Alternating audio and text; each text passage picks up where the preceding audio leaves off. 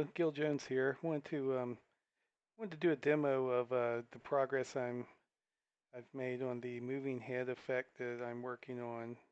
Wanted to try to make it easier to sequence moving heads and to also make it so that the positioning is universal, so that when people share sequences, as long as everybody's got the model set up correctly, you're going to get the moving heads pointing to the same spot, no matter whether your heads are oriented differently. So without going into the details of how to set that up, let me just demonstrate what the effect can do.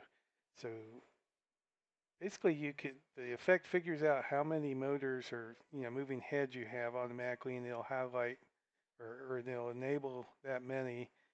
So then, when you want to command them, you have to command you have to check the boxes for which ones you want the command to apply to. So here I'm doing like 90 degrees pan and then add some tilt.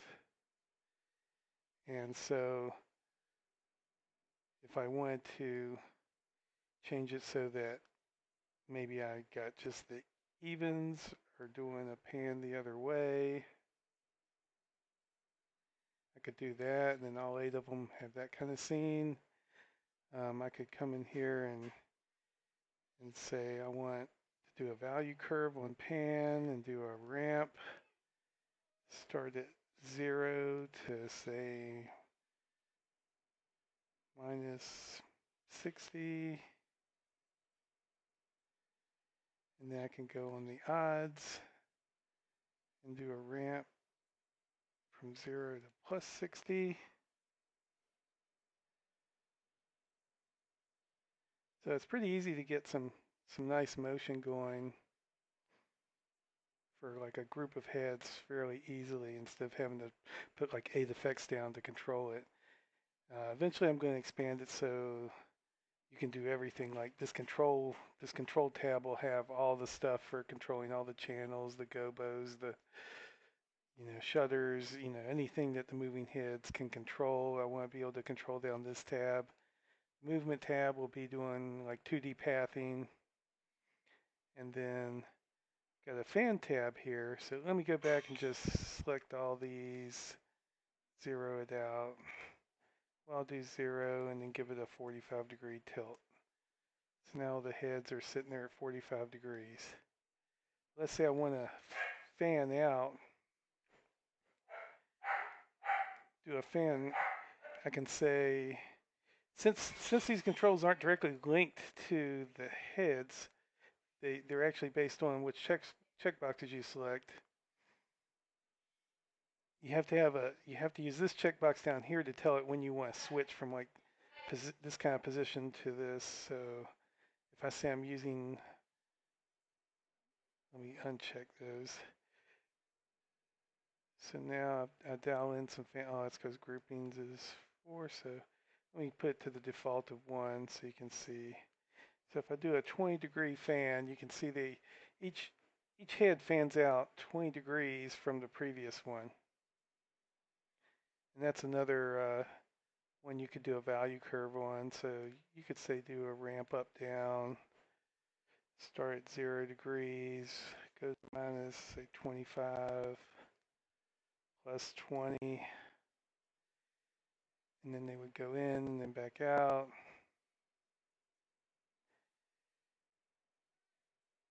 You put these back to that, 0 it out. You can also do a ramp on tilt. Oh, I didn't, like I said, you gotta check the checkbox. So then you got ramping on the tilt direction.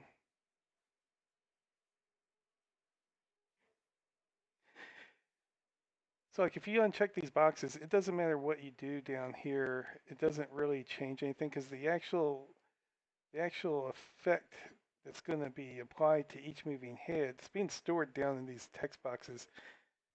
And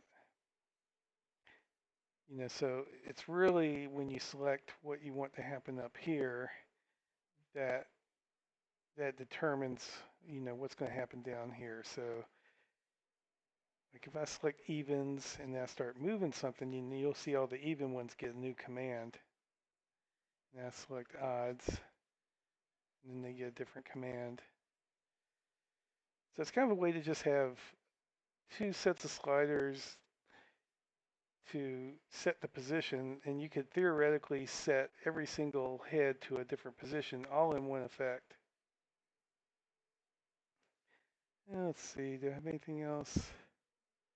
Oh, let me go back. I like to start off with common position. Gotta select them. Okay, so they're all sitting there at a 45-degree tilt. Go in here and say I want to do a fan. I'll fan them 20 degrees. So what groupings does is starts grouping sets of heads. So like if you do a grouping of 4, then you'll get a nice fan across the first 4, and then the second 4 will kind of mimic the position of the first 4. Let's see. I haven't tried the value curve on that. I probably shouldn't experiment when I'm. Let's say I went from 1 to 4.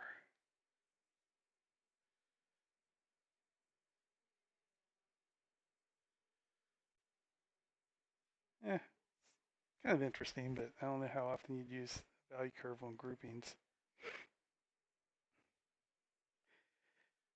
But I think I'll cut off the video here. Just wanted to give a quick display or quick demo of kind of what I'm trying to achieve. I mean, if you look at, there's going to be a new model, and I'm going to see if I can transition to I'll see if I can upgrade the existing model, but I wanted to get working first before I try to mess with anything that's currently there. So for each motor, you would come in and define the channels. You'd have a course and find channels, so you could do 8-bit or 16-bit. If it's 8-bit, you would just leave the find channel at 0. You could set limits so it doesn't run to your neighbor's house. Range of motion, orient to 0. That's basically telling it, how do I make this picture on here look like the head's pointed to where it does when I command a 0 to it. So you could type in any angle you want. So let's say that I had like a head that pointed to the left instead of the right. Well, then what I'd want to do is tell it, well, let me just first show you. If you go back to the sequence and get this over a little, kind of see how that head's not really pointing in the right direction. That's because you need to go back into the layout for that motor and tell it how to move to point forward. So you would tell this guy, well, since you're point left and you rotate clockwise, you need to rotate 270 degrees to point forward. So then when you come back and then render again, now that head points the right direction, even though in the layout you can see that head is oriented differently. And so maybe you got one from a different manufacturer that had a different home position, or I'd rather call it a 0 position. But you can make the heads all do the same thing as long as you get those commands or those positions set up. I think I'll stop it there.